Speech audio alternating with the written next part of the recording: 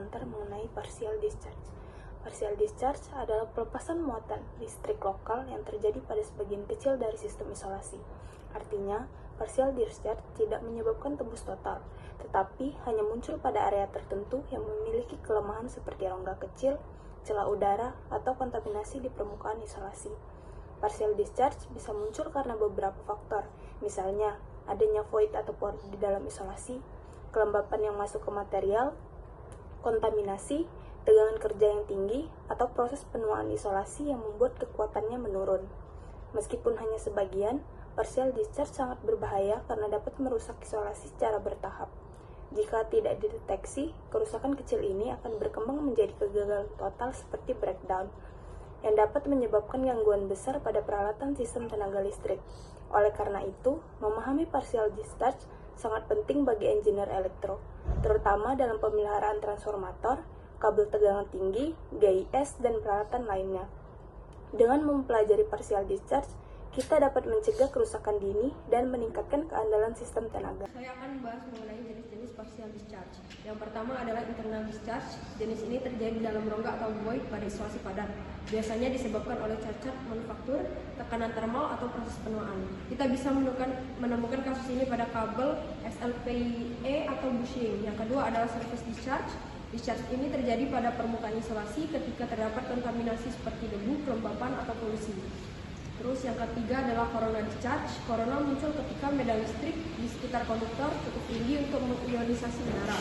Biasanya terjadi pada bagian yang runcing atau memiliki radius kecil, misalnya kalau transmisi atau terminal dengan desain yang kurang halus. Jenis terakhir adalah electrical tree, yaitu kondisi ketika discharge terus-menerus berkembang membentuk pola seperti cabang pohon. Treeing banyak terjadi pada isolasi kabel tegangan tinggi dan menjadi tanda bahwa isolasi sudah mengalami degradasi serius. Semua jenis PD ini sama-sama penting untuk dipahami karena masing-masing menunjukkan kerusakan yang berbeda pada peralatan listrik. Mekanisme terjadinya partial discharge dan dampaknya. Pada bagian ini saya akan menjelaskan bagaimana proses partial discharge terjadi dan apa dampaknya.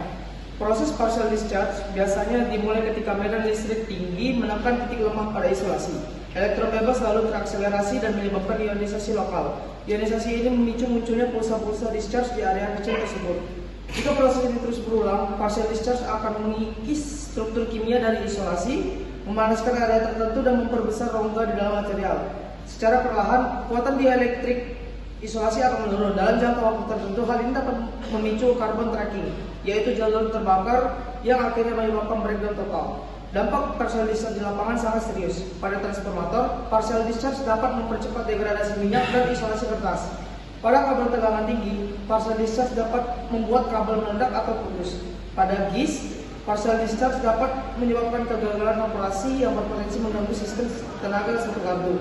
Beberapa tanda adanya partial discharge antara lain bau ozon, suara berdesis, kenaikan suhu lokal, dan munculnya sinyal amplitudo kecil yang terdeteksi pada sistem monitoring. Karena dampaknya besar, partial discharge harus dideteksi dan dianalisis sedini. Di bagian terakhir ini saya akan membahas bagaimana partial discharge dapat dideteksi dan dicegah. Ada beberapa metode deteksi partial discharge. Metode pertama adalah electrical detection yang diatur dalam standar IEC 60270. Metode ini mengukur sinyal listrik dari partial discharge dan merupakan teknik yang paling umum digunakan pada laboratorium maupun peralatan high voltage. Metode kedua adalah UHV detection, digunakan terutama pada GIS. Antena UHV dapat menangkap gelombang elektromagnetik yang dihasilkan oleh partial discharge. Metode ketiga adalah acoustic detection, yaitu penggunaan sensor ultrasonik untuk mendeteksi suara partial discharge. Biasanya diterapkan pada trafo atau isolator padat.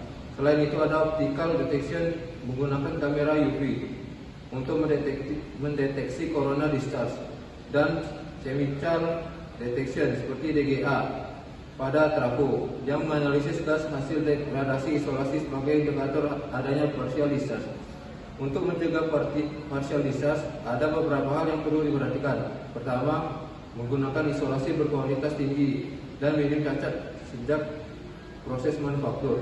Kedua, menghindari bentuk konduktor yang runcing untuk mengurangi konsentrasi medan listrik. Ketiga, menjaga kebersihan dan kekeringan isolator, terutama yang berada di luar ruangan. Selain itu, monitoring berkala pada transformator dan kabel tegangan tinggi juga sangat diperlukan. Dengan deteksi yang tepat dan pencegahan yang baik, risiko kegagalan peralatan akibat partial discharge dapat diminimalkan.